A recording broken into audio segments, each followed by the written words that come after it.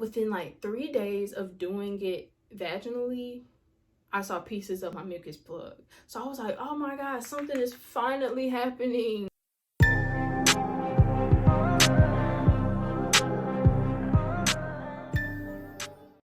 Hey YouTube, welcome back to my channel.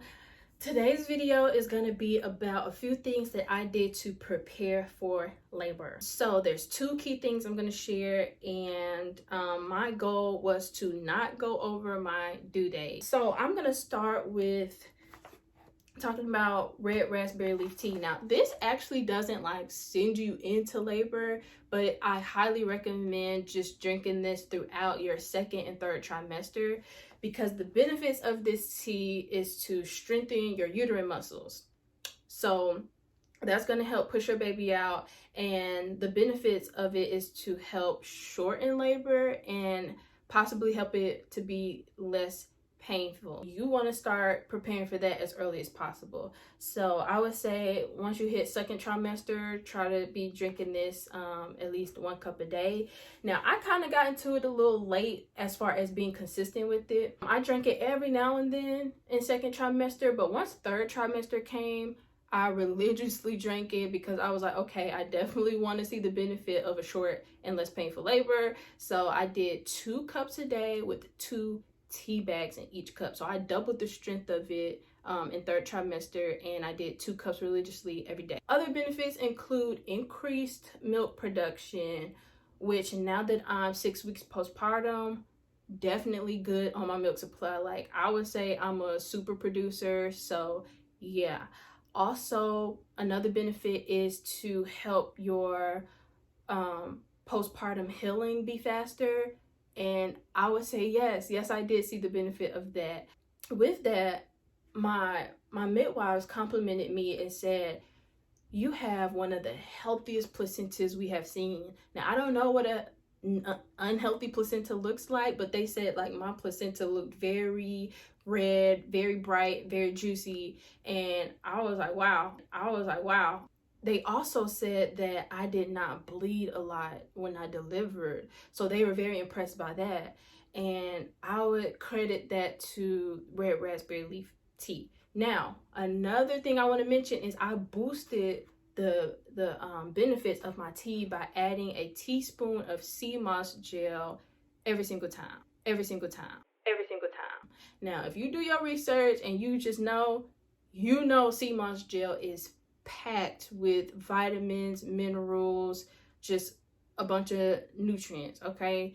And I put a teaspoon of that every single time. So with that, I would say the sea moss gel helped those benefits of the healthy placenta, not bleeding as much. And with postpartum bleeding, I wanted to see like, okay, how long should I expect to bleed? So when I did my research, I was seeing a few numbers, like mom saying 6 weeks long, but the first 2 weeks was really heavy. They had to wear the disposable undies for about 2 weeks or so. Guys, I only had to wear those disposable undies for 2 days. And then my bleeding like really slowed down to the point where I was like, I don't need that much protection. So I went to regular pads on day 3, and I thought that was pretty nice. I thought that was a direct benefit of this tea. So the postpartum healing was pretty sped up with this tea. Now, as far as jump starting labor, so I decided to look into how to jumpstart labor naturally because I had such a smooth pregnancy and such a pain-free pregnancy that I did not feel like labor was gonna come anytime soon, and I did not want to go over my due date. So I looked into some things, and when I read about evening primrose oil, I was like, okay, yes, I have to try it, because the benefits of this is to soften your cervix so that you can go ahead and start to dilate. So I did not have any signs that were telling me that labor was coming soon. I didn't have any cramps, and I barely thought that I was having Braxton Hicks. I really didn't think I was having them at all, because I thought they were supposed to be painful, but apparently they can be painless. But this is 1,000 milligram strength of evening primrose oil, and so I started this at 38 weeks. I took one orally, and then at 38 weeks and 4 days or 38 weeks and 5 days is when I decided to insert one vaginally. And that was like a direct benefit of softening the cervix overnight. And within like 3 days of doing it vaginally, I saw pieces of my mucus plug. So I was like, oh my God, something is finally happening. But then a few more days went by, and on the 10th day is when things got real. So on the 10th day, I woke up with some period-like cramps, went to the bathroom because I just knew something was gonna be there, and my bloody show had came. And so that was October 24th. I went ahead and texted my doula and my mom and was like, y'all, Chance will be here soon. And sure enough, I went into labor that night.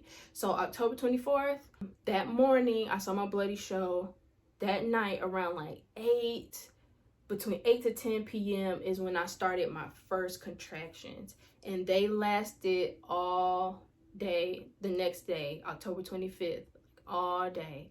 And then around midnight of October 26th is when I gave birth. So yeah, I labored all through October 25th. I barely slept when they started that night before. I tried to get them to get closer together by being active, by just walking, bouncing on the birthing ball. And then at 6 p.m. on the 25th is when they got intense enough for me to go ahead and go to the birth center. So I got to the birth center at 7 p.m. and I was 6 centimeters dilated when I got there. So yeah, things definitely got going with the evening primrose oil. And then the last but surely not least benefit of why I definitely would recommend it is because I read that it helps you to not tear.